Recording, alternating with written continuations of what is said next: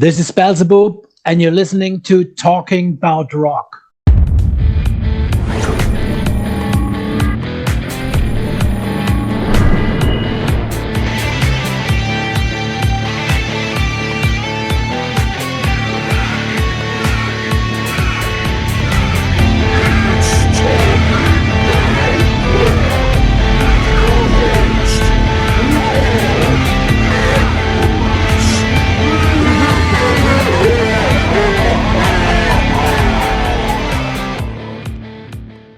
Okay, today we have for you the band Mystic Circle. Since the unholy reunion between the two Mystic Circle founders, Blackwar and Beelzebub, in 2021, the Germanic black metal wargods are stronger than ever. Here to talk with us about the latest release, Hexenbrand 1486, let's welcome Beelzebub to the show. Thank you, Robert. Thanks for your interest. Yeah, thanks for joining us today. So definitely, you guys have definitely been through, your ups and downs, but the reviews are calling the new release the band's strongest album ever.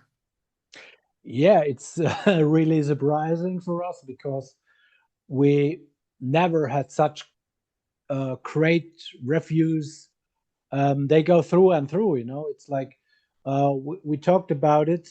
The average rating is between 84 and 87. So all in all, from all the interviews, from all the reviews around the world, so that's pretty amazing. And many people say it's at least like Drachenblut, Infernal Satanic Verses, and then they compare it with that album. So it's great for us, yeah. Yeah, so this is kind of based largely on The Hammer of Witches, which was written in Speyer, Germany in 1486. What can you tell us a little bit about that? Yeah. First of all, this album was planned as a whole concept album. That means each song should be a concept, but then we said, okay, I don't know, we have so much other themes, like we are addicted to horror, to satanic stuff, to demons. And also in the past, there were many bands who did a whole concept album about the witch hammer. So we decided to do 3 songs because we love to do trilogies, and an intro and an outro for that song. So that's the story. And also we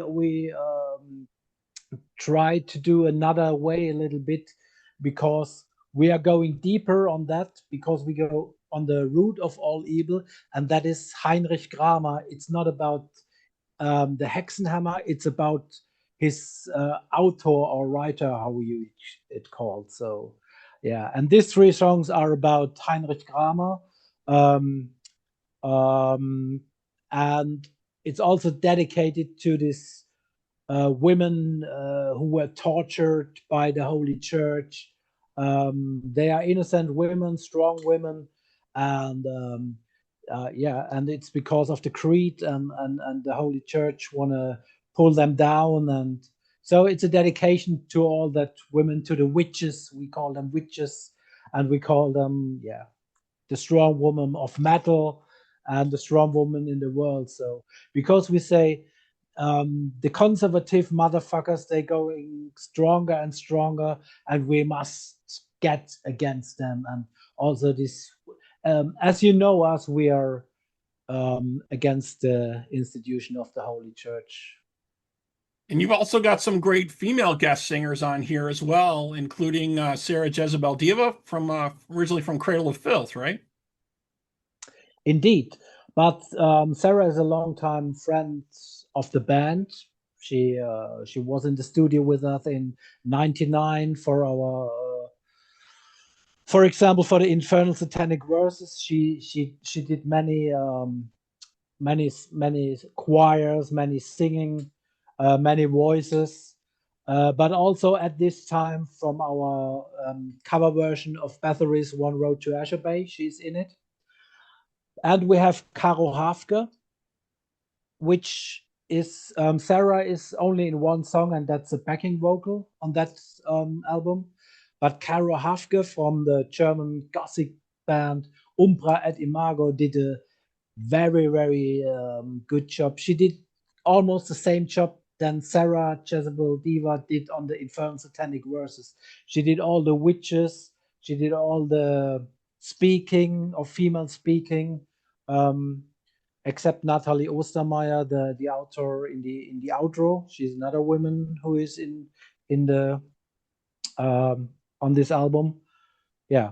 So Karo Hafke did a lot of things in this album, and she put her unique style in it. So yeah. And I was also reading that the CD also comes with a 12-page comic here. You have an author and an illustrator who was on board for doing that with you. Right. Yeah. When it's like the circle is closed, because when we go writing about this theme in our studio with Blackwar, Blackwar and myself do the demos, and we talk about the concept. And he said, I got a comic, and it's called Grammar, and it's by Natalie Ostermeier, written by Natalie, and how's it called? Painted by Natalie Ostermeier. So she's the author of that book. And we said, okay, maybe we can contact her to get some pages as a special things for the supporters. That made sense. And we contact her, and she lives in our area, and she said, yeah, she was really excited about it. And yeah, that's the one point. And when we've been in the studio for the recording and we did this outro, we said, it would be cool when Natalie with her voice say the last few sentence of her book. So, and that's the outro in German. And so we get her, and she did this cool words at the end of the last words of the album. Yeah. So let's talk a little bit about the history of the group here. So you guys really came together in '92. You released several EPs before the debut LP was issued in '96. And you've also played a lot of large rock festivals as well. Yeah.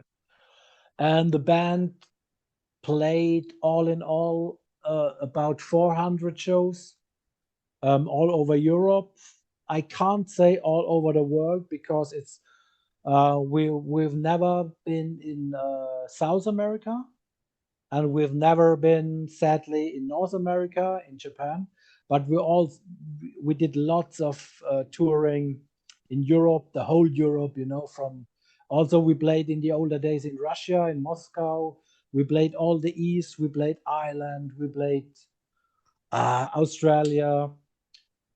We played Mexico, Central America. So, and of course, with the biggest bands in the genre, like Cannibal Corpse, D-Side, Marduk.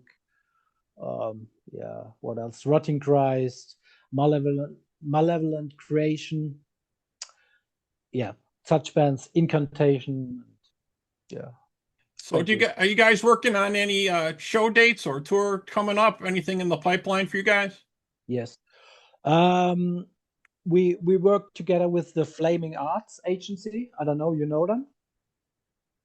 They have yeah, they have Belphegor, they have Venom Inc., they have Venom, such bands.